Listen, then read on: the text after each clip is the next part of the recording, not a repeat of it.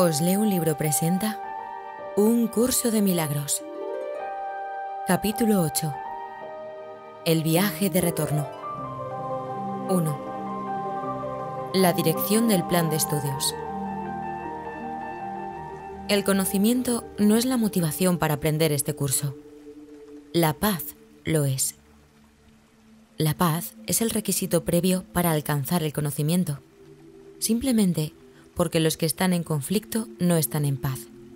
Y la paz es la condición necesaria para el conocimiento, porque es la condición del reino. El conocimiento solo puede ser restituido cuando satisface sus condiciones. No es este un trato que Dios haya hecho, pues Dios no hace tratos. Es simplemente el resultado del uso incorrecto que has hecho de sus leyes en nombre de una voluntad imaginaria que no es la suya. El conocimiento es su voluntad. Si te opones a su voluntad, ¿cómo vas a poder gozar de conocimiento? Te he dicho lo que el conocimiento te ofrece, pero tal vez aún no lo consideras algo enteramente deseable, pues de lo contrario no estarías tan dispuesto a descartarlo cuando el ego te pide que le seas leal. Las distracciones del ego tal vez parezcan interferir en tu aprendizaje, pero el ego no tiene realmente ningún poder para distraerte, a menos que tú se lo confieras. La voz del ego es una alucinación. No puedes esperar que te diga, no soy real. No obstante, no se te pide que desvanezcas tus alucinaciones por tu cuenta. Se te pide simplemente que las evalúes a la luz de los resultados que te aportan. Si dejas de desearlas debido a la pérdida de paz que te ocasionan, serán eliminadas de tu mente. Cada vez que respondes a la llamada del ego, estás haciendo un llamamiento a la guerra, y la guerra ciertamente te priva de la paz. Mas en esta guerra no hay adversario. Esta es la reinterpretación de la realidad que tienes que hacer para asegurar tu paz, y la única que jamás necesitas hacer. Los que percibes como adversarios forman parte de tu paz, a la cual renuncias cuando los atacas. ¿Cómo se puede tener aquello a lo que se renuncia? Compartes para tener, pero no renuncias a lo que compartes. Cuando renuncias a la paz, te excluyes a ti mismo de ella. Es esta una condición tan ajena al reino que te es imposible entender el estado que prevalece dentro de él. Lo que aprendiste en el pasado tiene que haberte enseñado lo que no te convenía, por la sencilla razón de que no te hizo feliz. Solo por esto debería ponerse en duda su valor.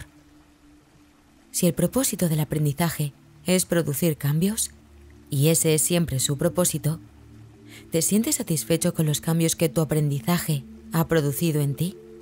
Si no estás contento con lo que aprendiste, es señal evidente del fracaso de dicho aprendizaje, ya que significa que no conseguiste lo que deseabas. El plan de estudios de la expiación es el opuesto al que tú elaboraste para ti. Y lo mismo se puede decir de su resultado. Si el resultado de tu plan de estudios te ha hecho infeliz y deseas otro diferente, obviamente es necesario que se efectúen cambios en el plan de estudios. El primer cambio que debe efectuarse es un cambio de dirección.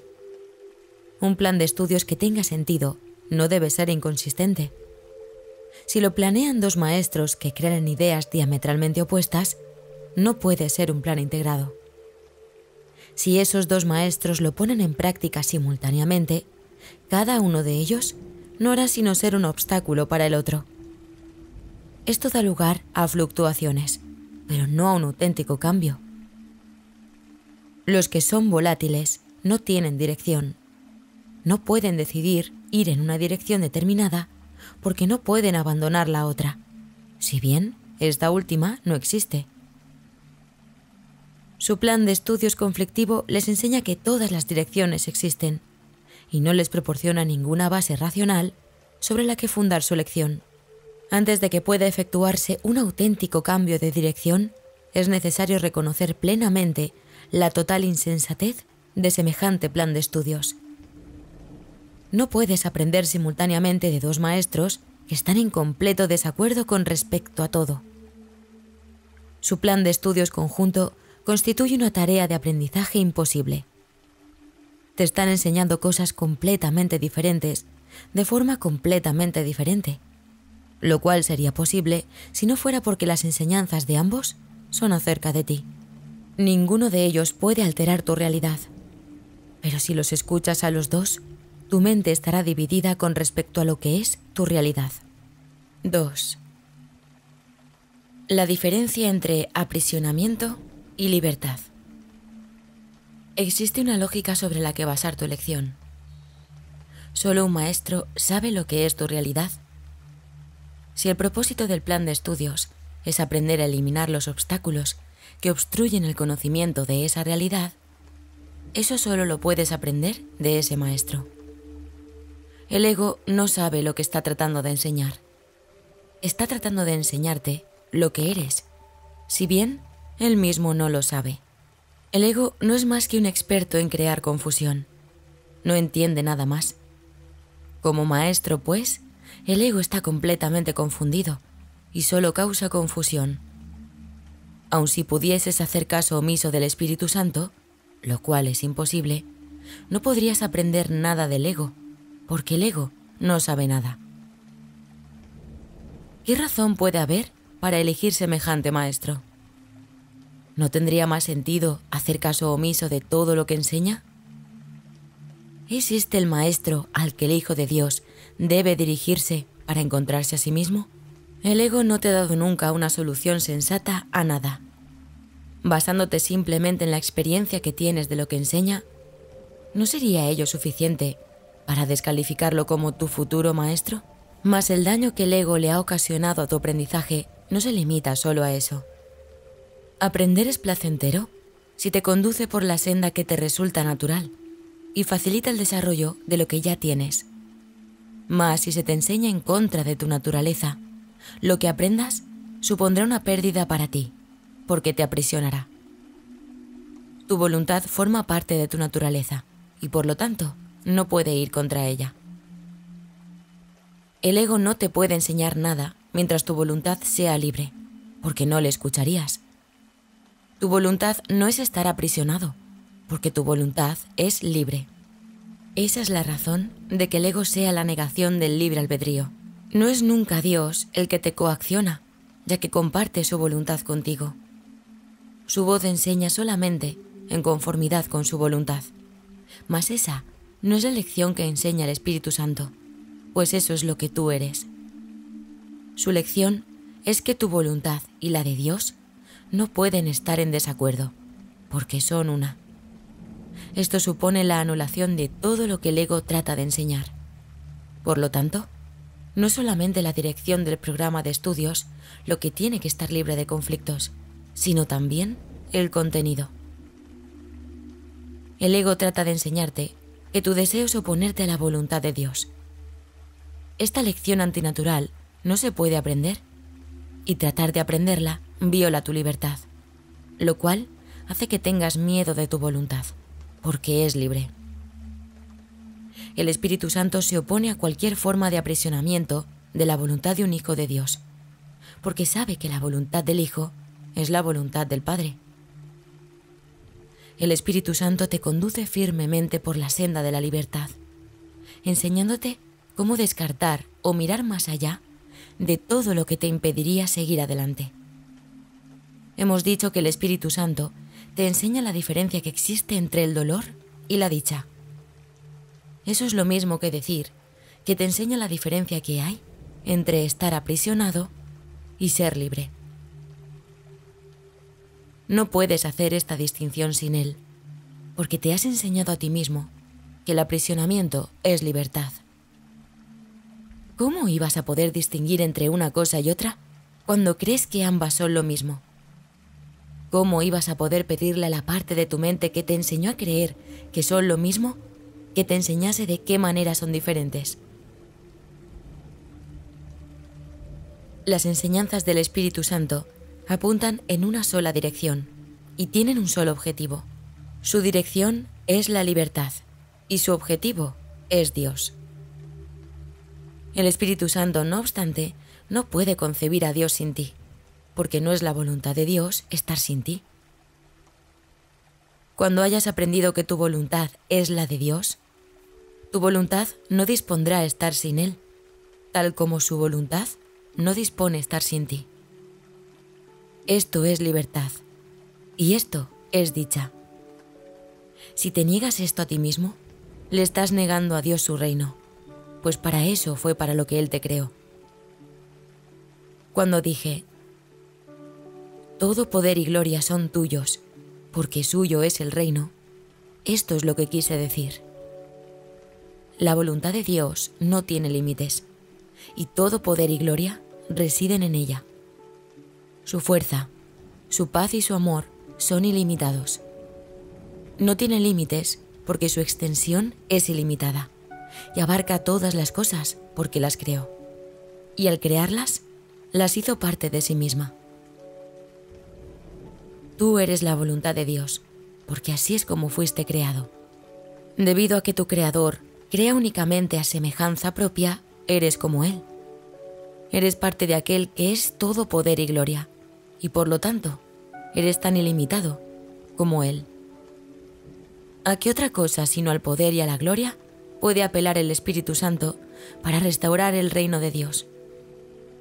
El Espíritu Santo, pues, apela simplemente a lo que el reino es, para que éste reconozca lo que Él mismo es. Cuando reconoces esto, brindas ese reconocimiento automáticamente a todo el mundo, porque has reconocido a todo el mundo. Mediante tu reconocimiento, despiertas el de ellos, y mediante el de ellos, el tuyo se extiende.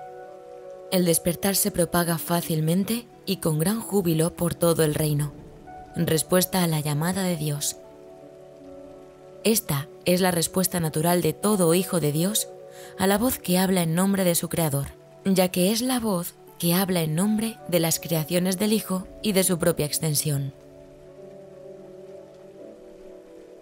3. El encuentro santo. Gloria a Dios en las alturas, y también a ti, porque así lo ha dispuesto su voluntad.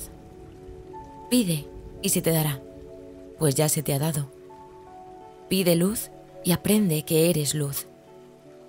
Si quieres tener entendimiento e iluminación, aprenderás que eres luz, ya que tu decisión de aprender esto es la decisión de querer escuchar al Maestro que sabe de luz, y que por lo tanto puede enseñarte lo que ésta es. No hay límite en lo que puedes aprender, porque tu mente no tiene límites. Las enseñanzas del Espíritu Santo no tienen límites, porque Él fue creado para enseñar.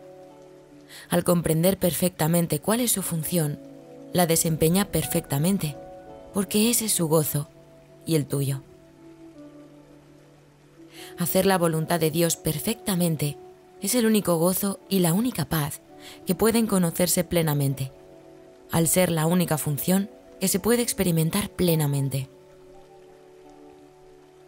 Cuando esto se alcanza, ninguna otra experiencia es posible. Desear otra experiencia, no obstante, obstaculiza su logro, porque la voluntad de Dios no es algo que se te pueda imponer, ya que para experimentarla tienes que estar completamente dispuesto a ello. El Espíritu Santo sabe cómo enseñar esto, pero tú no. Esa es la razón por la que lo necesitas y por la que Dios te lo dio.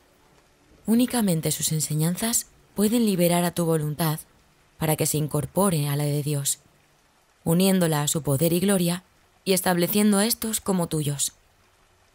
Los compartes tal como Dios los comparte, porque ese es el resultado natural de su existencia. La voluntad del Padre y la del Hijo son una, por razón de su extensión.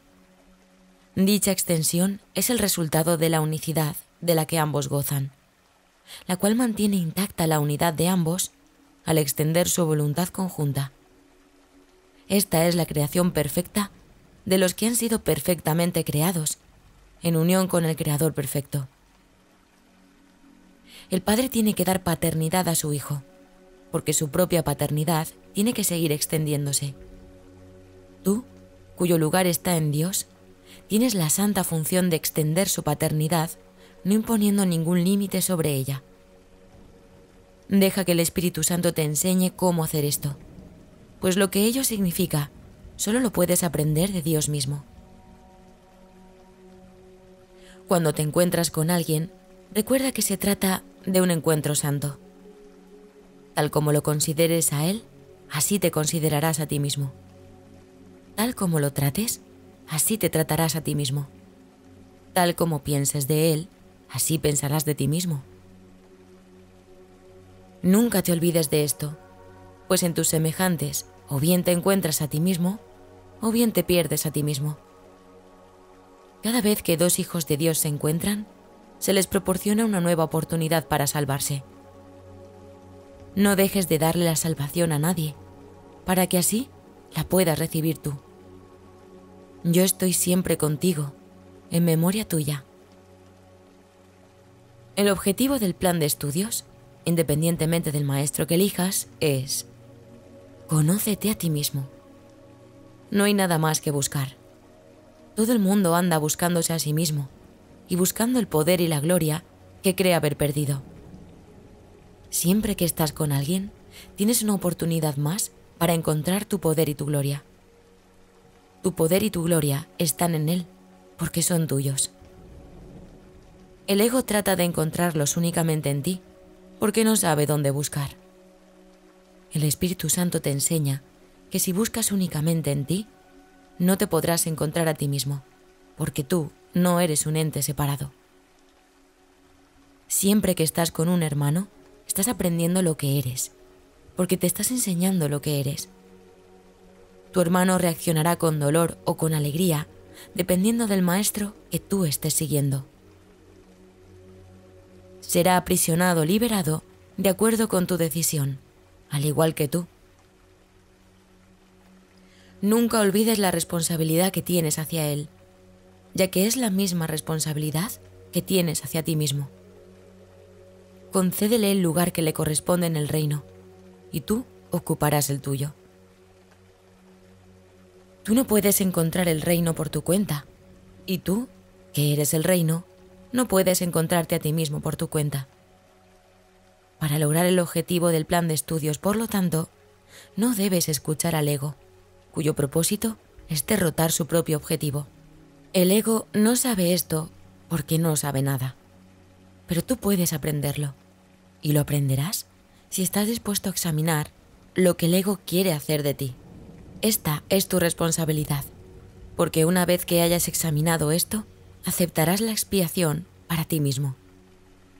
¿Qué otra lección podrías llevar a cabo?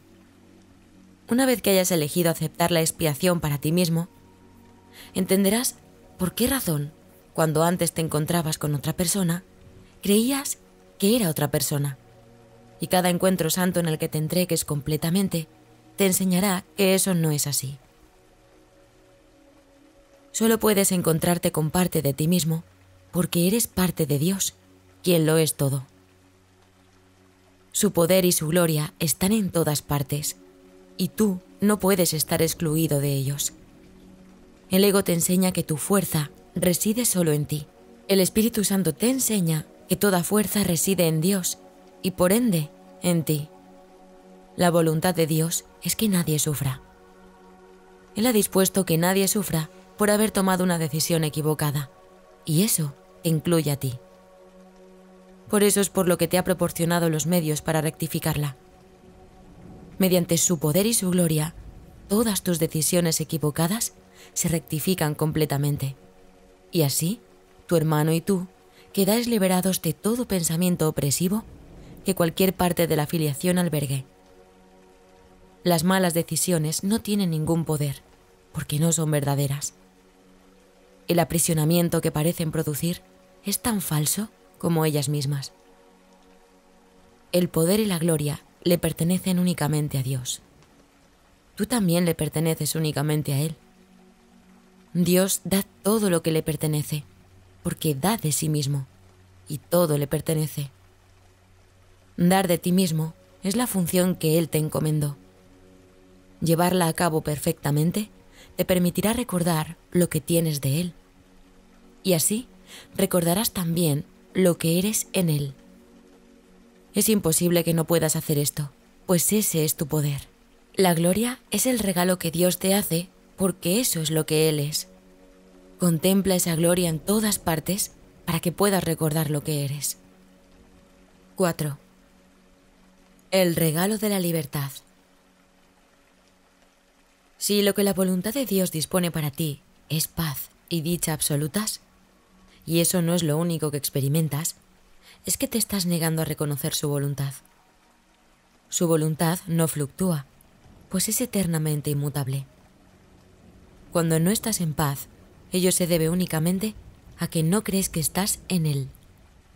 Mas Él es el todo de todo. Su paz es absoluta, y tú no puedes sino estar incluido en ella.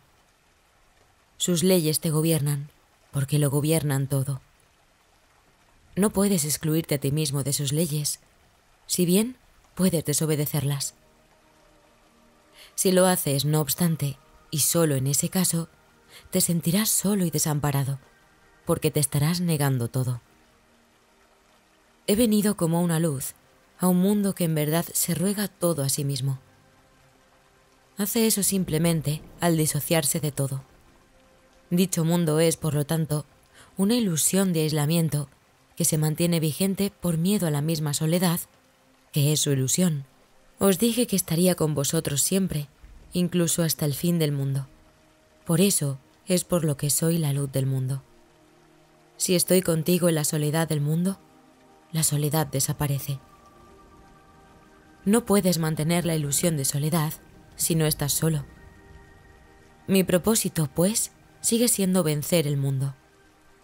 Yo no lo ataco, pero mi luz no puede sino desvanecerlo por razón de lo que es.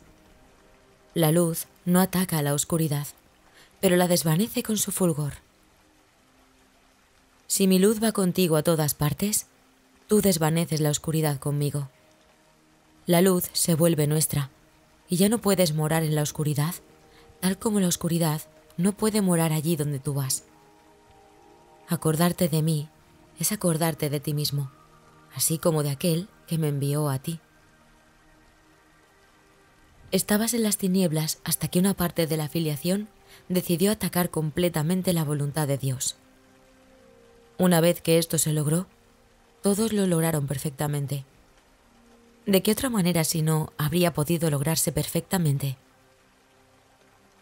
Mi misión consistió simplemente en unir la voluntad de la filiación con la voluntad del Padre, al ser yo mismo consciente de la voluntad del Padre.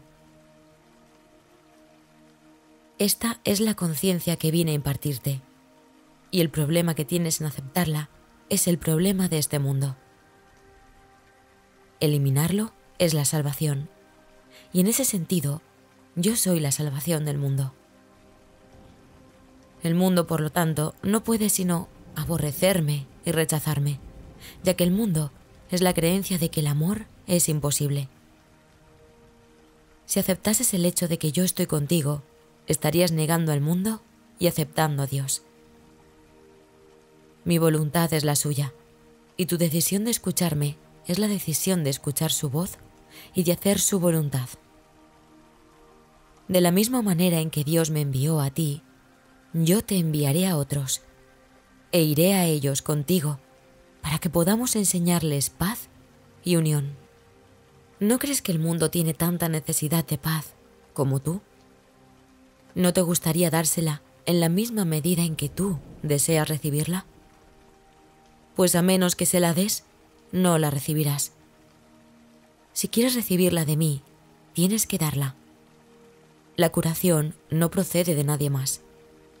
Tienes que aceptar dirección interna. La dirección que recibas no puede sino ser lo que quieres, pues de lo contrario no tendría sentido para ti. Por eso es por lo que la curación es una empresa de colaboración. Yo puedo decirte lo que tienes que hacer, pero tú tienes que colaborar teniendo fe en que yo sé lo que debes hacer. Solo entonces decidirá tu mente seguirme. Sin esta decisión no podrías curar, porque ello supondría que habrías decidido en contra de la curación. Y este rechazo de lo que yo he decidido para ti impediría la curación. La curación es un reflejo de nuestra voluntad conjunta. Esto resulta obvio cuando se examina el propósito de la curación. La curación es la manera de superar la separación. La separación se supera mediante la unión. No se puede superar separando. La decisión de unirse tiene que ser inequívoca, o de lo contrario, la mente misma estaría dividida e incompleta. Tu mente es el medio por el cual determinas tu propia condición, ya que la mente es el mecanismo de decisión. Es el poder mediante el que te separas o te unes, y consecuentemente experimentas dolor o alegría. Mi decisión no puede imperar sobre la tuya, porque la tuya es tan poderosa como la mía. De no ser así, los hijos de Dios no gozarían de perfecta igualdad. No hay nada que nuestra voluntad conjunta no pueda lograr, pero la mía sola no puede ayudarte. Tu voluntad es tan libre como la mía, y ni siquiera Dios mismo se opondría a ella. Yo no puedo disponer lo que Dios no dispone. Puedo ofrecerte mi fuerza para hacer que la tuya sea invencible, pero no puedo oponerme a tu decisión sin rivalizar con ella y, consecuentemente, sin violar lo que la voluntad de Dios ha dispuesto para ti. Nada que Dios creó puede oponerse a tu decisión, de la misma manera en que nada que Dios creó puede oponerse a su voluntad. Dios le dio a tu voluntad el poder que ella posee, y yo no puedo sino respetarlo en honor de su poder. Si quieres ser como yo, te ayudaré, pues sé que somos iguales. Si quieres ser diferente, aguardaré hasta que cambies de parecer. Yo puedo enseñarte, pero tú tienes que elegir seguir mis enseñanzas. ¿Cómo podría ser de otra manera si el reino de Dios es libertad? Nadie puede aprender lo que es la libertad si está sometido a cualquier clase de tiranía. Y la perfecta igualdad de todos los hijos de Dios no se podría reconocer si una mente ejerciese dominio sobre otra. Los hijos de Dios gozan de perfecta igualdad en lo que respecta a su voluntad, por ser todos ellos la voluntad del Padre. Esta es la única lección que vine a enseñar. Si tu voluntad no fuese la mía, tampoco podría ser la de nuestro Padre. Esto significaría que habrías aprisionado la tuya y que no le has permitido ser libre. Solo no puedes hacer nada, porque solo no eres nada. Yo no soy nada sin el Padre, y tú no eres nada sin mí, porque al negar al Padre te niegas a ti mismo. Siempre me acordaré de ti, y en el hecho de que me acuerde de ti radica el que tú te acuerdes de ti mismo. En nuestro mutuo recuerdo radica nuestro recuerdo de Dios, y en ese recuerdo radica tu libertad, porque tu libertad está en Él. Únete pues a mí en alabanza de Él y de ti, que fuiste creado por Él. Este es nuestro regalo de gratitud hacia Él, que Él a su vez compartirá con todas sus creaciones, a las que da por igual todo lo que es aceptable para Él. Por ser aceptable para Él es el regalo de la libertad, que es lo que su voluntad dispone para todos sus hijos. Al ofrecer libertad, te liberarás. La libertad es el único regalo que les puedes ofrecer a los hijos de Dios, ya que es el reconocimiento de lo que ellos son y de lo que Él es.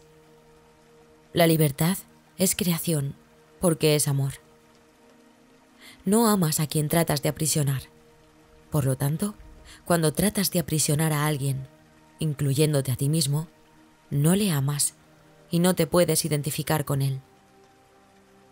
Cuando te aprisionas a ti mismo, pierdes de vista tu verdadera identificación conmigo y con el Padre. Tu identificación es con el Padre y con el Hijo. Es imposible que te identifiques con uno y no con el otro. Si eres parte de uno, eres parte del otro, ya que ambos son uno. La Santísima Trinidad es santa porque es una. Si te excluyes a ti mismo de esta unión, estás percibiendo a la Santísima Trinidad como desunida. tú no puedes sino estar incluido en ella, porque la Santísima Trinidad lo es todo.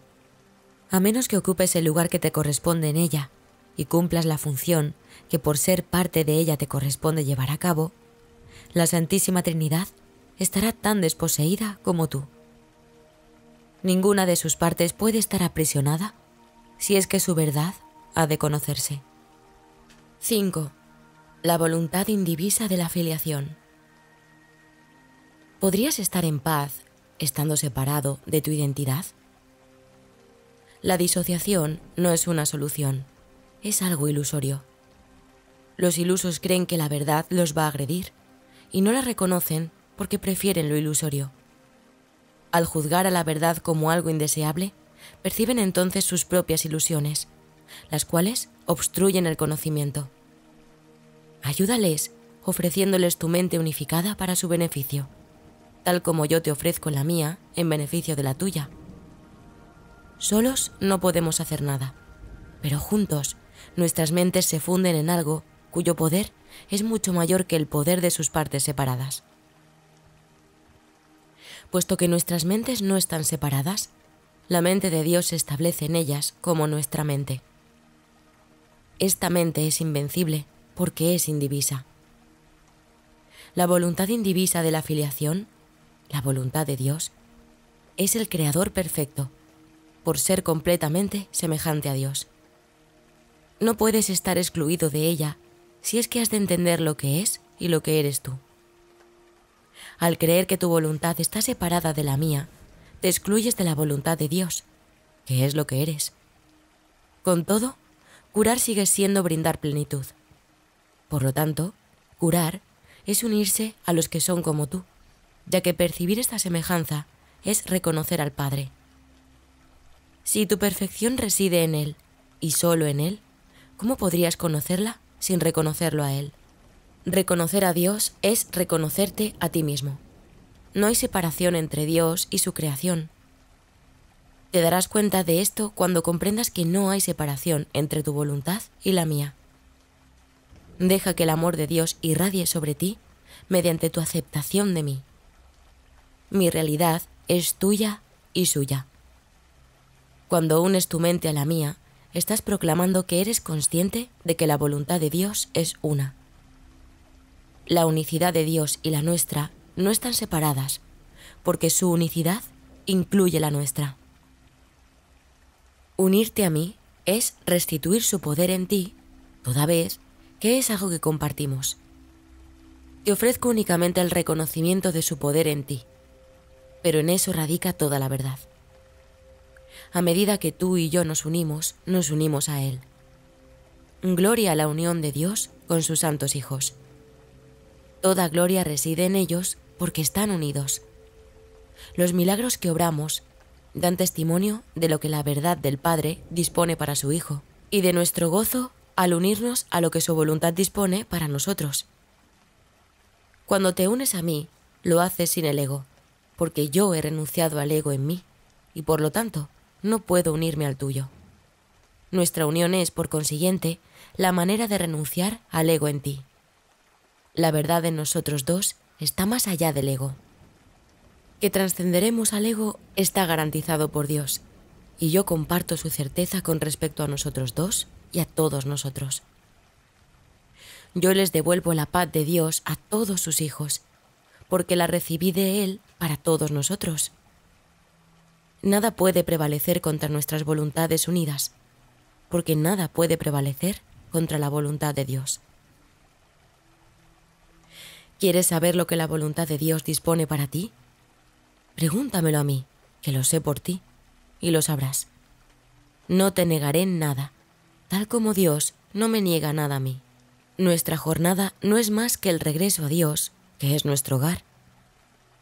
Siempre que el miedo se interpone en el camino hacia la paz, es porque el ego ha intentado unirse a nuestra jornada, aunque en realidad no puede hacerlo. Presintiendo la derrota, e irritado por ella, se considera rechazado y se vuelve vengativo. Tú eres invulnerable a sus represalias, porque yo estoy contigo. En esta jornada me has elegido a mí de compañero en vez de al ego. no trates de aferrarte a ambos, pues si lo haces, estarás tratando de ir en direcciones contrarias y te perderás. El camino del ego no es mi camino, pero tampoco es el tuyo. El Espíritu Santo les ofrece una sola dirección a todas las mentes, y la que me enseñó a mí es la que te enseña a ti. No perdamos de vista la dirección que Él nos señala por razón de las ilusiones, pues solo la ilusión de que existe otra dirección puede nublar aquella a favor de la cual la voz de Dios habla en todos nosotros. Nunca le concedas al ego el poder de interferir en la jornada. El ego no tiene ningún poder, porque la jornada es el camino que conduce a lo que es verdad. Deja atrás todas las ilusiones y ve más allá de todos los intentos del ego de demorarte. Yo voy delante de ti, porque he trascendido el ego. Dame, por lo tanto, la mano, puesto que tu deseo es trascenderlo también. Mi fortaleza estará siempre disponible, y si eliges compartirla, dispondrás de ella. Te la doy gustosamente y de todo corazón, porque te necesito tanto como tú me necesitas a mí. 6. El tesoro de Dios. Somos la voluntad unida de la filiación, cuya plenitud es para todos. Comenzamos nuestra jornada de regreso juntos y según avanzamos juntos, congregamos a nuestros hermanos. Cada aumento de nuestra fuerza se lo ofrecemos a todos, para que ellos puedan también superar su debilidad y añadir fuerza a la nuestra. Dios nos espera a todos con los brazos abiertos y nos dará la bienvenida tal como yo te la estoy dando a ti. No dejes que nada en el mundo haga que te olvides del reino de Dios. El mundo no puede añadirle nada al poder y a la gloria de Dios y de sus santos hijos. Pero si sus hijos ponen su atención allí, el mundo puede cegarlos e impedir que vean al Padre. Tú no puedes ver el mundo y conocer a Dios. Solo uno de ellos es verdad. He venido a decirte que no es a ti a quien corresponde decidir cuál de ellos lo es. Si lo fuese, ya te habrías destruido a ti mismo. Mas Dios no dispuso la destrucción de sus creaciones, pues las creó para toda la eternidad. Su voluntad te ha salvado, no de ti mismo, sino de la ilusión de ti mismo. Dios te ha salvado para ti mismo. Glorifiquemos a aquel que el mundo niega, pues el mundo no tiene poder alguno sobre su reino. Nadie que Dios haya creado puede encontrar dicha en nada excepto en lo eterno, no porque se le prive de todo lo demás, sino porque nada más es digno de él. Lo que Dios y sus hijos crean es eterno, y en esto, y solo en esto, radica su dicha. Escucha la parábola del hijo pródigo y aprende cuál es el tesoro de Dios y el tuyo. El hijo de un padre amoroso abandonó su hogar y pensó que había derrochado toda su fortuna a cambio de cosas sin valor. Si bien no había entendido en su momento la falta de valor de las mismas, le daba vergüenza volver a su padre, porque pensaba que lo había herido.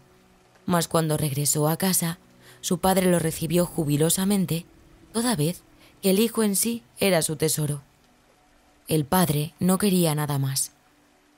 Lo único que Dios desea es su hijo, porque su hijo es su único tesoro.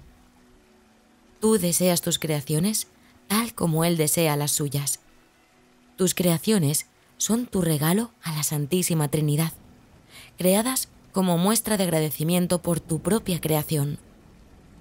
Tus creaciones no te han abandonado, de la misma manera en que tú tampoco has abandonado a tu Creador, sino que extienden tu creación de la misma forma en que Dios se extendió a sí mismo hasta ti. ¿Pueden acaso las creaciones de Dios derivar dicha de lo que no es real? ¿Y qué es real sino las creaciones de Dios y aquellas que son creadas como las suyas? Tus creaciones te aman tal como tú amas a tu Padre, por el regalo de tu creación. Ningún otro regalo es eterno, y por lo tanto, ningún otro regalo es verdadero. ¿Cómo entonces ibas a poder aceptar cualquier otra cosa o dar cualquier otra cosa y esperar dicha a cambio? ¿Y qué otra cosa podrías desear sino la dicha?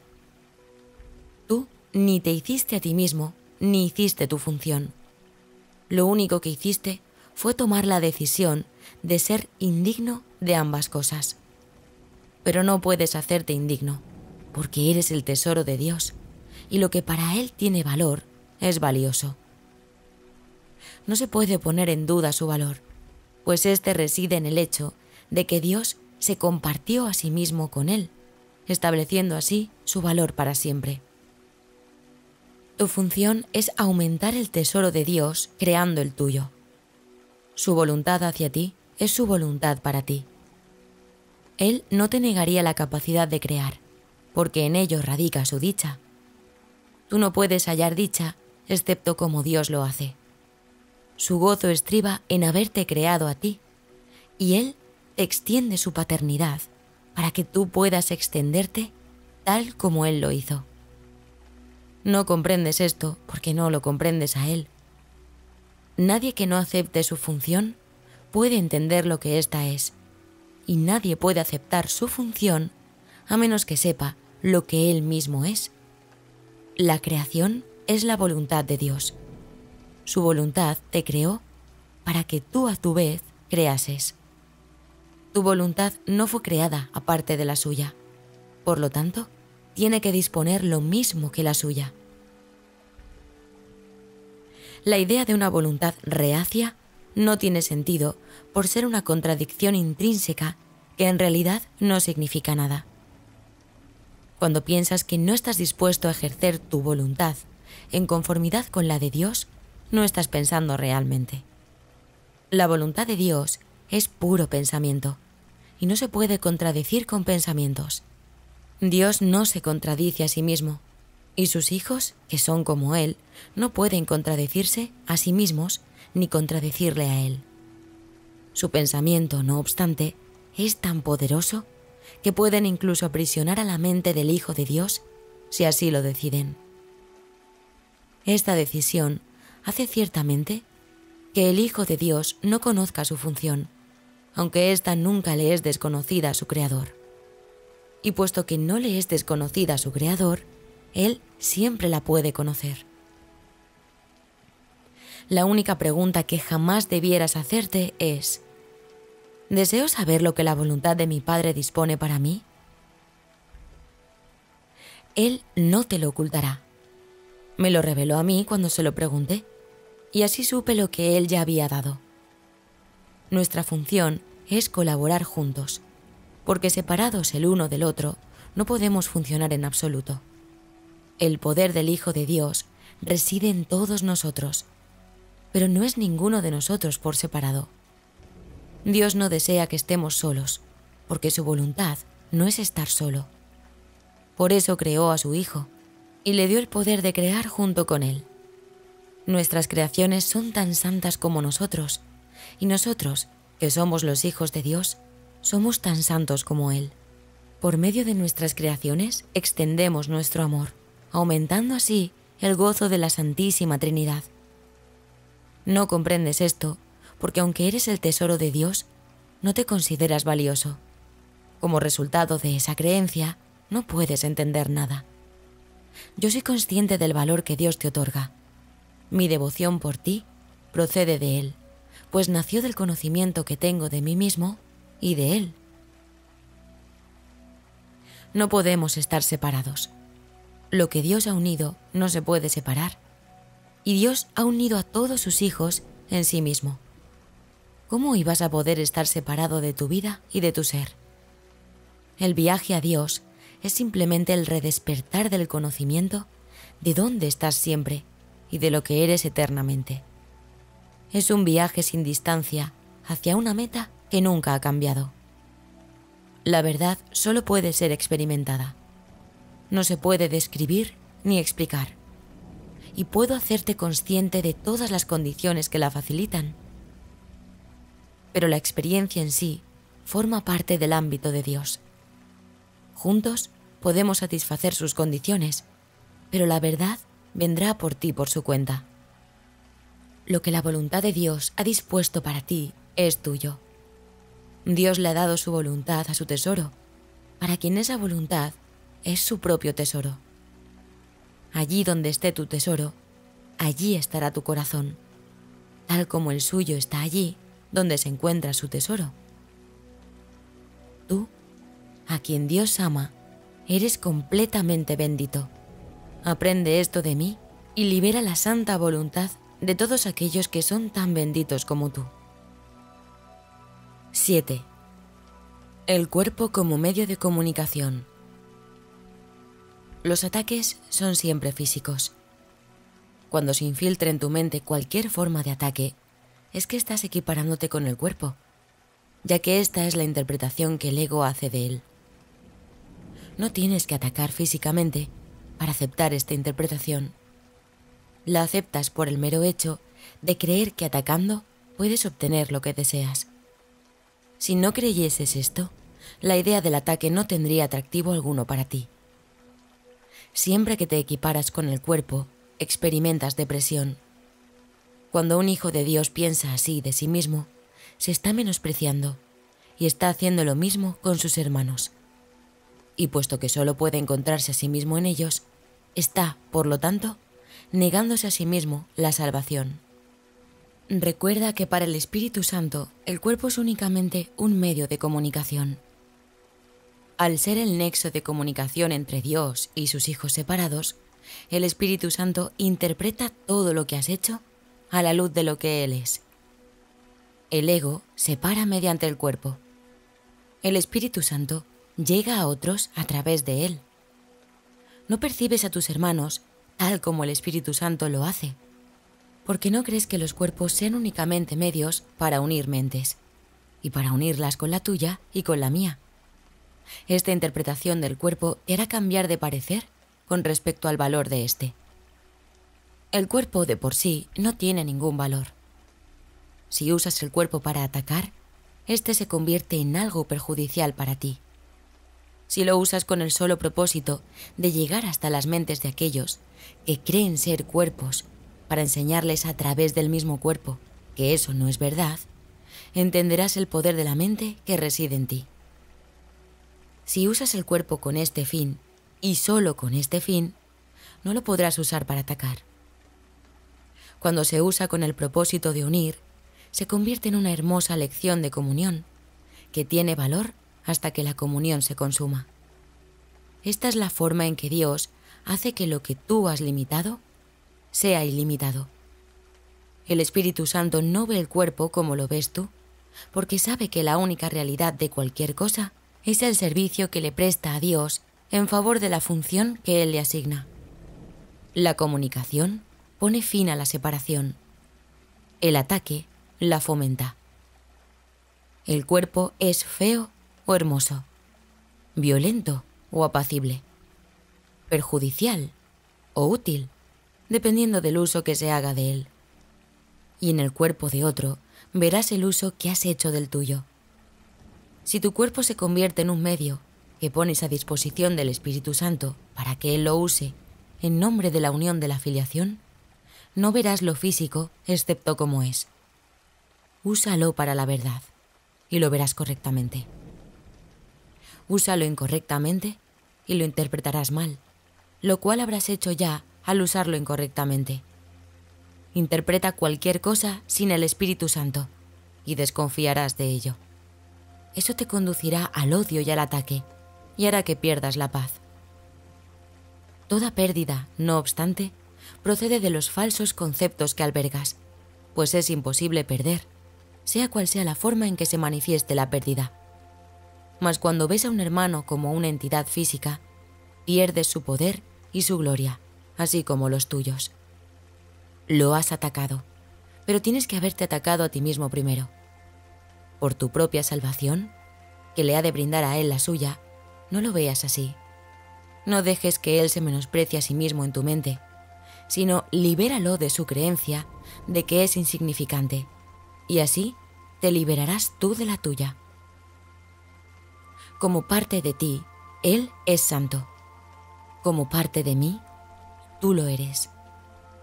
Entablar comunicación con cualquier parte de Dios es ir más allá del reino hasta su Creador, gracias a su voz, la cual Él ha establecido como parte de ti. Alégrate, por tanto, de que no puedas hacer nada por ti mismo, pues no eres de ti mismo. La voluntad de aquel del que formas parte ha establecido para ti tu poder y gloria. Con ellos puedes lograr perfectamente lo que su santa voluntad ha dispuesto para ti, una vez que la aceptes. Él no te ha privado de sus dones, mas tú crees que se los has arrebatado a Él. Por amor a su nombre, no dejes que ningún hijo de Dios permanezca oculto, pues su nombre es el tuyo. La Biblia dice: el verbo o pensamiento se hizo carne.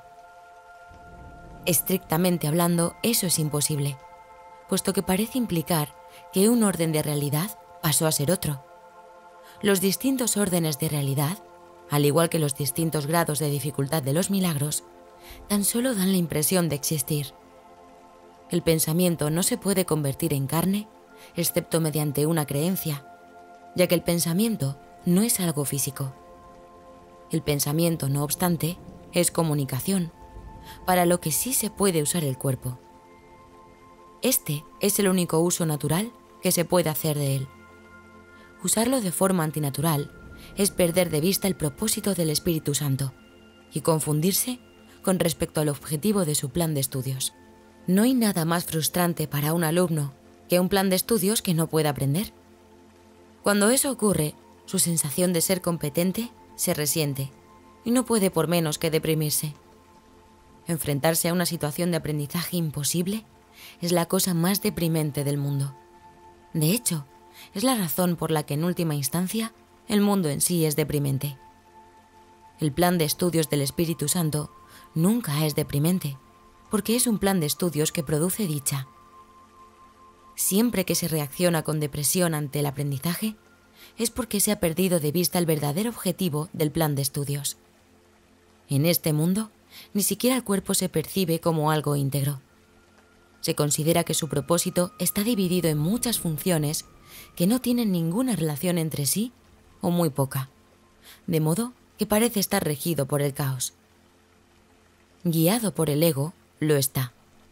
Guiado por el espíritu, no. En este último caso, se convierte en un medio a través del cual la parte de la mente que trataste de separar del espíritu puede trascender sus propias distorsiones y retornar a él. El templo del ego se convierte así en el templo del Espíritu Santo, en el que la devoción por él reemplaza a la devoción por el ego. En este sentido, el cuerpo se convierte ciertamente en el templo de Dios. Su voz reside en su interior, dirigiendo el uso que se hace de él. La curación es el resultado de usar el cuerpo exclusivamente para los fines de la comunicación. Puesto que eso es lo natural, sana al restaurar la unicidad, lo cual es también natural. Toda mente es íntegra, y la creencia de que parte de la mente es física o no mental es una interpretación fragmentada o enfermiza. Es imposible convertir a la mente en algo físico, pero es posible hacer que se manifieste a través de lo físico si usa el cuerpo para ir más allá de sí misma. Al hacer eso, la mente se extiende. No se detiene en el cuerpo, porque si lo hace, su propósito queda obstruido. Una mente que ha sido obstruida se ha permitido a sí misma ser vulnerable al ataque, porque se ha vuelto contra sí misma. Despejar estos obstáculos es, por consiguiente, la única manera de garantizar ayuda y curación. Ayudar y curar son las expresiones naturales de la mente que está operando a través del cuerpo, pero no en él.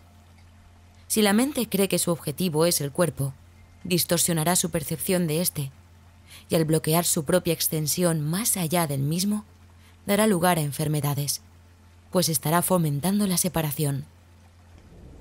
Percibir el cuerpo como una entidad separada no puede sino fomentar la enfermedad, ya que ello no es verdad. Un medio de comunicación deja de ser útil si se emplea para cualquier otra cosa. Usar un instrumento de comunicación como instrumento de ataque es estar confundido con respecto a su propósito. Comunicar es unir y atacar es separar. ¿Cómo ibas a poder hacer ambas cosas simultáneamente utilizando el mismo medio y no sufrir por ello? La percepción del cuerpo solo se puede unificar cuando se ha aceptado un solo propósito. Esto libera la mente de la tentación de ver al cuerpo bajo distintas luces y puede entonces entregárselo por completo a la única luz en la que puede ser realmente entendido. Confundir un recurso de aprendizaje con un objetivo del plan de estudios es una confusión básica que impide el entendimiento de ambos. El aprendizaje tiene que conducir más allá del cuerpo, al restablecimiento del poder de la mente en él. Esto solo se puede lograr si la mente se extiende hasta otras mentes y no interrumpe su extensión. Esta interrupción es la causa de todas las enfermedades, porque la única función de la mente es extender. Lo opuesto a la dicha es la depresión. Cuando lo que aprendes fomenta la depresión en lugar de la dicha, es que no estás escuchando al Maestro jubiloso de Dios ni aprendiendo sus lecciones. Ver un cuerpo de cualquier otra forma que no sea como un medio de comunicación es limitar a tu mente y hacerte daño a ti mismo. La salud, por lo tanto, no es otra cosa que un propósito unificado. Si se pone al cuerpo en armonía con el propósito de la mente, éste se vuelve íntegro, porque la mente solo tiene un propósito. El ataque tan solo puede ser un propósito que el cuerpo ha asumido, ya que separado de la mente, el cuerpo no tiene ningún propósito. Tú no estás limitado por el cuerpo, y el pensamiento no puede hacerse carne. La mente, no obstante, puede manifestarse a través del cuerpo si va más allá de él y no lo interpreta como una limitación. Siempre que ves a alguien limitado a un cuerpo o por un cuerpo, estás imponiéndote a ti mismo ese mismo límite. ¿Estás dispuesto a aceptar eso cuando el único propósito de tu aprendizaje debería ser escaparte de toda limitación? Todo aquel que concibe el cuerpo como un medio de ataque y cree que de ello puede derivar dicha, demuestra inequívocamente que es un mal estudiante. Ha aceptado un objetivo de aprendizaje que contradice claramente el propósito unificado del plan de estudios y que le impide aceptar como propio el propósito de éste. La dicha procede de un propósito unificado, y un propósito unificado es algo que es únicamente propio de Dios. Cuando tu propósito está unificado, es el suyo. Si crees que puedes interferir en su propósito, necesitas salvación. Te has condenado a ti mismo, pero la condenación no es algo que proceda de Dios. Por lo tanto, no es real. Ni tampoco lo son sus aparentes resultados.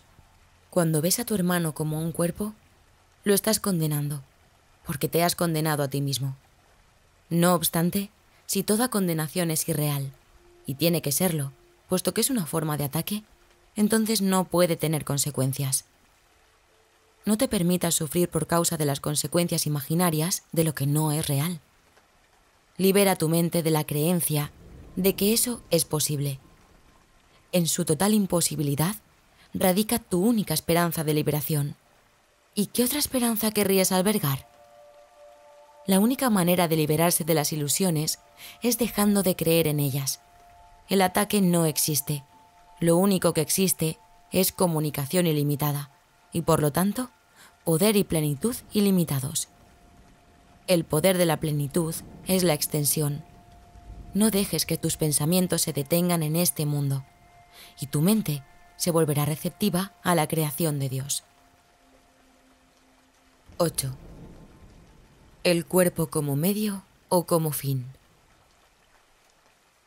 Las actitudes que se tienen hacia el cuerpo son las actitudes que se tienen hacia el ataque. Las definiciones del ego con respecto a todas las cosas son inmaduras y están siempre basadas en el propósito que él cree que todas ellas tienen. Esto se debe a que es incapaz de hacer generalizaciones y equipara lo que ve con la función que le adscribe. No lo equipara con lo que es. Para el ego, el cuerpo es algo con lo que atacar. Puesto que te equiparas con el cuerpo, el ego te enseña que tu propósito es atacar. El cuerpo, pues, no es la fuente de su propia salud. La condición del cuerpo depende exclusivamente de cómo interpretas su función. Las funciones son algo inherente al estado de ser, pues surgen de éste, mas su relación no es recíproca. El todo ciertamente define a la parte, pero la parte no define al todo.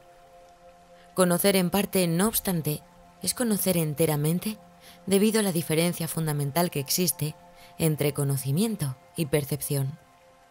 En la percepción del todo se construye a base de partes que se pueden separar y ensamblar de nuevo en diferentes constelaciones. El conocimiento, por otra parte, nunca cambia su constelación, por lo tanto, es permanente. La idea de que entre las partes y el todo hay relación solo tiene sentido en el nivel de la percepción, en la que el cambio es posible. Aparte de eso, no hay ninguna diferencia entre la parte y el todo. El cuerpo existe en un mundo que parece tener dos voces que luchan por su posesión. En esta percibida constelación se considera el cuerpo como capaz de alternar su lealtad de una a otra, haciendo que los conceptos de salud y enfermedad tengan sentido. El ego, como de costumbre, da lugar a una confusión fundamental entre los medios y el fin. Al considerar al cuerpo como un fin, el cuerpo no tiene realmente utilidad para el ego, puesto que el cuerpo no es un fin. Debes haber notado una descollante característica en todo fin que el ego haya aceptado como propio. Cuando lo alcanzas, te deja insatisfecho. Por eso es por lo que el ego se ve forzado a cambiar incesantemente de un objetivo a otro, para que sigas abrigando la esperanza de que todavía te puede ofrecer algo.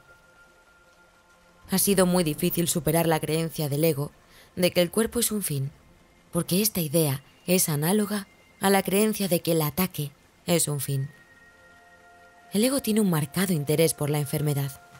Si estás enfermo, ¿cómo podrías refutar su firme creencia de que no eres invulnerable? Este es un razonamiento atractivo desde el punto de vista del ego, porque encubre el ataque obvio que subyace a la enfermedad. Si reconocieses esto y además te opusieras al ataque, no podrías utilizar la enfermedad como un falso testigo para defender la postura del ego. Es difícil percibir que la enfermedad es un testigo falso, ya que no te das cuenta de que está en total desacuerdo con lo que quieres. Este testigo, por consiguiente, parece ser inocente y digno de confianza, debido a que no lo has sometido a un riguroso interrogatorio. De haberlo hecho, no considerarías a la enfermedad un testigo tan vital en favor de la postura del ego. Una afirmación más honesta sería que los que quieren al ego están predispuestos a defenderlo. Por lo tanto, se debe desconfiar desde un principio de los testigos que el ego elige.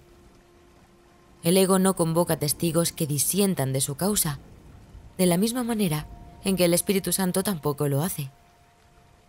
He dicho que juzgar es la función del Espíritu Santo, para la cual Él está perfectamente capacitado.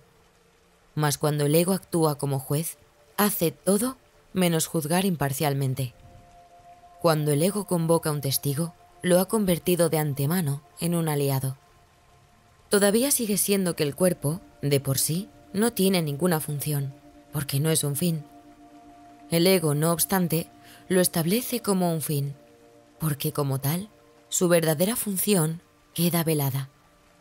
Este es el propósito de todo lo que el ego hace. Su único objetivo es hacer que se pierda de vista la función de todo. Un cuerpo enfermo no tiene sentido. No puede tener sentido porque la enfermedad no es el propósito del cuerpo. La enfermedad tendría sentido solo si las dos premisas básicas en las que se basa la interpretación que el ego hace del cuerpo fuesen ciertas. Que el propósito del cuerpo es atacar y que tú eres un cuerpo. Sin estas dos premisas, la enfermedad es inconcebible. La enfermedad es una forma de demostrar que puedes ser herido. Da testimonio de tu fragilidad, de tu vulnerabilidad y de tu extrema necesidad de depender de dirección externa. El ego usa esto como su mejor argumento para demostrar que necesitas su dirección. Impone un sinfín de reglas para que se eviten funestos desenlaces. El Espíritu Santo, perfectamente consciente de la misma situación, no se molesta en analizarla en absoluto. Si los datos no tienen sentido, no tiene objeto analizarlos. La función de la verdad es recopilar información que sea verdadera. Sea cual sea la forma en que trates de usar el error, de ello no resulta nada. Cuanto más complicados se vuelven los resultados, más difícil puede que resulte reconocer su insustancialidad, mas no es necesario examinar todos los posibles resultados a que las premisas dan lugar a fin de juzgarlos correctamente. Un recurso de aprendizaje no es un maestro. No te puede decir cómo te sientes. No sabes cómo te sientes porque has aceptado la confusión del ego y, por lo tanto, crees que un recurso de aprendizaje puede decirte cómo te sientes. La enfermedad no es más que otro ejemplo de tu insistencia en querer pedirle dirección a un maestro que no sabe la respuesta. El ego no puede saber cómo te sientes. Cuando dije que el ego no sabe nada, dije lo único que es completamente cierto con respecto al ego. Pero hay un corolario. Si solo el conocimiento existe y el ego no tiene conocimiento, entonces el ego no existe. Tal vez te preguntes cómo es posible que la voz de algo que no existe pueda ser tan insistente. ¿Has pensado alguna vez en el poder de distorsión que tiene lo que deseas, aun cuando no es real? Son muchos los casos que demuestran cómo lo que deseas distorsiona tu percepción. Nadie puede dudar de la pericia del ego para presentar casos falsos, ni nadie puede dudar tampoco de que estás dispuesto a escucharle hasta que decidas no aceptar nada excepto la verdad. Cuando dejes de lado al ego, éste desaparecerá. La voz del Espíritu Santo es tan potente como la buena voluntad que tengas de escucharla. No puede ser más potente sin que viole tu libertad de decisión, que el Espíritu Santo intenta restaurar, no menoscabar. El Espíritu Santo te enseña a usar el cuerpo solo como un medio de comunicación entre tus hermanos y tú, de modo que Él pueda enseñar su mensaje a través de ti. Esto los curará y, por lo tanto, te curará a ti. Nada que se utilice de acuerdo con su propia función, tal como el Espíritu Santo la ve, puede enfermar. Mas todo lo que se utiliza de cualquier otra forma no puede sino enfermarse. No permitas que el cuerpo sea el reflejo de una mente dividida. No dejes que sea una imagen de la percepción de pequeñez que tienes de ti mismo. No dejes que refleje tu decisión de atacar. Se reconoce que la salud es el estado natural de todas las cosas cuando se deja toda interpretación en manos del Espíritu Santo, quien no percibe ataque en nada. La salud es el resultado de abandonar todo intento de utilizar el cuerpo sin amor. La salud es el comienzo de la correcta perspectiva con respecto a la vida bajo la dirección del único maestro que sabe lo que ésta es, al ser la voz de la vida misma. 9. La curación como resultado de una percepción corregida. Dije antes que el Espíritu Santo es la respuesta. Él es la respuesta a todo, porque conoce la respuesta a todo. El ego no sabe lo que es una verdadera pregunta, si bien plantea un sinnúmero de ellas.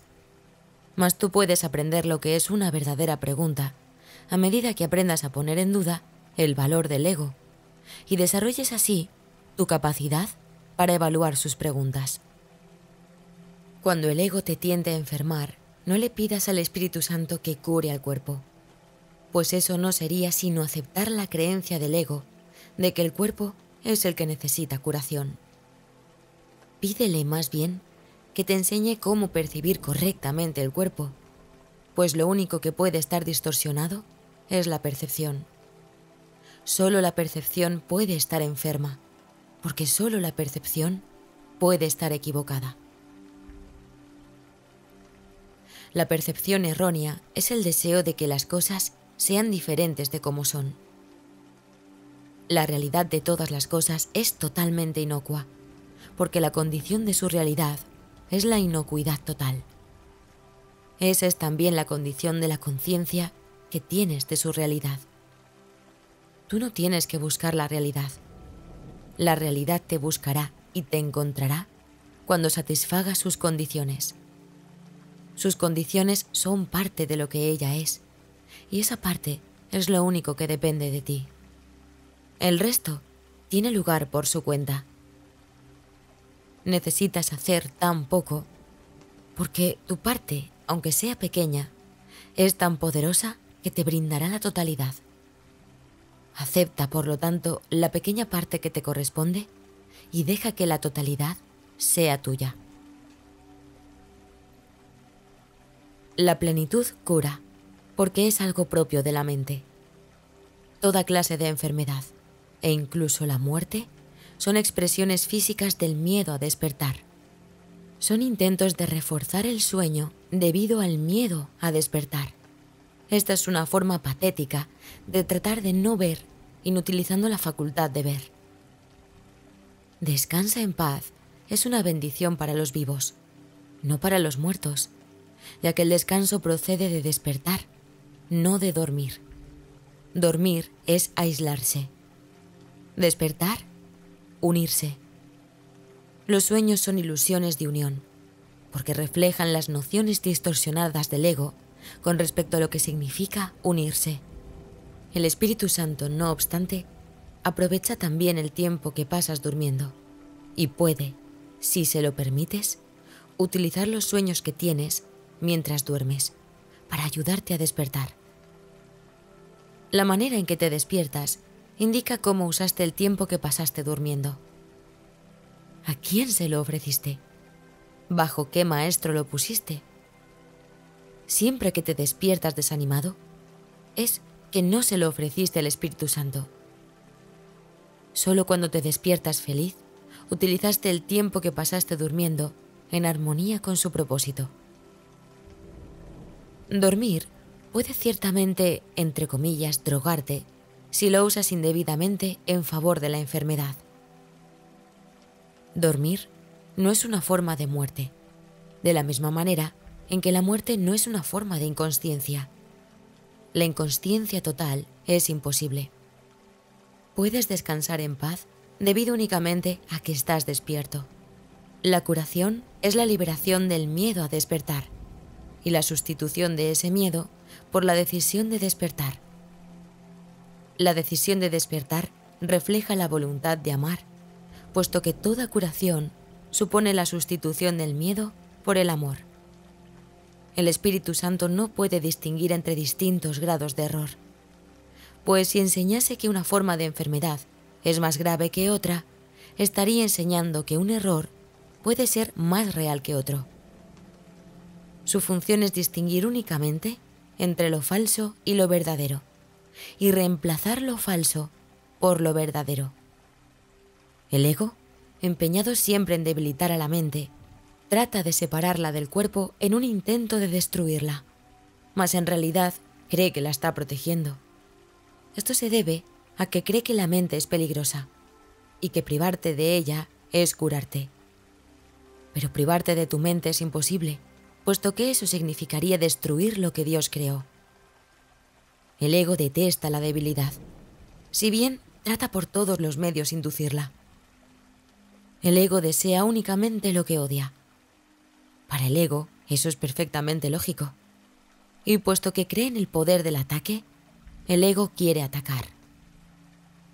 La Biblia te exhorta a que seas perfecto, a que sanes todo error, a que no te preocupes por el cuerpo, por el hecho de que sea algo separado, y a que hagas todo en mi nombre. Mas no se trata solamente de mi nombre, pues nuestra identidad es una identidad compartida. El Hijo de Dios solo tiene un nombre, y se te exhorta a que lleves a cabo obras amorosas, porque compartimos esa unicidad. Nuestras mentes son íntegras, porque son una. Si estás enfermo, te estás aislando de mí, Mas no te aíslas únicamente de mí, sino que te aíslas de ti y de mí. Seguramente habrás comenzado a darte cuenta de que este curso es muy práctico y de que lo que dice es exactamente lo que quiere decir. Yo no te pediría que hicieses algo que tú no puedes hacer, y es imposible que yo pudiese hacer algo que tú no puedas hacer. Teniendo esto en cuenta, y teniéndolo en cuenta muy literalmente, nada puede impedir que hagas exactamente lo que yo te pido, y todo te exhorta a que lo hagas. Yo no te impongo límites, porque Dios no te impone ninguno. Cuando te limitas a ti mismo, no somos de un mismo sentir, y eso es lo que es la enfermedad. La enfermedad, no obstante, no es algo que se origine en el cuerpo, sino en la mente. Toda forma de enfermedad es un signo de que la mente está dividida y de que no está aceptando un propósito unificado. La única manera, por lo tanto, en que el Espíritu Santo cura es unificando propósitos. Esto se debe a que dicha unificación es el único nivel en el que la curación tiene sentido. Restablecer el significado en un sistema de pensamiento caótico es la manera de sanarlo. Tu tarea consiste únicamente en satisfacer las condiciones del significado, puesto que el significado en sí es de Dios. Por otra parte, tu retorno al significado es esencial para lo que Dios significa, porque tu significado es parte de su significado. Tu curación, por lo tanto, es parte de su salud, puesto que es parte de su plenitud. Él no puede perder su plenitud, pero es posible que tú no la conozcas. Con todo, su voluntad sigue siendo que tú la conozcas, y su voluntad impera para siempre y en todas las cosas.